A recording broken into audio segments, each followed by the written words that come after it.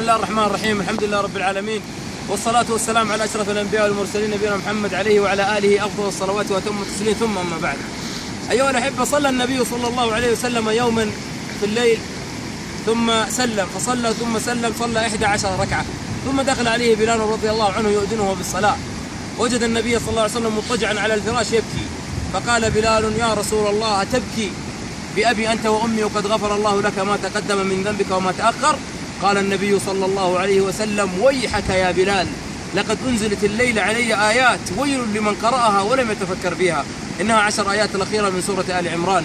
يقول الله تبارك وتعالى: إن في خلق السماوات والأرض واختلاف الليل والنهار لآيات لأولي الألباب، أولي الألباب الذين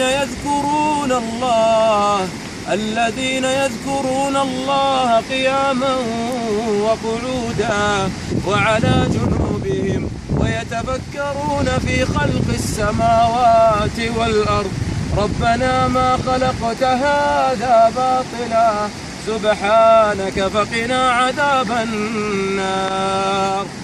الله عز وجل خلقنا لأجل أن نتفكر، فلا بد لنا من التفكر، لأنه يحصل بعد التفكر تدبر، وبعد التدبر نجاة بإذن الله. أسأل رب العرش الكريم أن نجزي كل من ينشر هذا المقطع على اليوتيوب أو على تويتر أو على الواتساب أو على الفيسبوك، أن يجعله رفيق النبي صلى الله عليه وسلم وإياه في جنات عدن. قولوا آمين. اللهم وفق كل من ينشر هذا المقطع لأجل الناس أنهم يتدبروا ويتذكروا في خلق السماوات والأرض. وصل اللهم وسلم على نبينا محمد وعلى آله وصحبه أجمعين.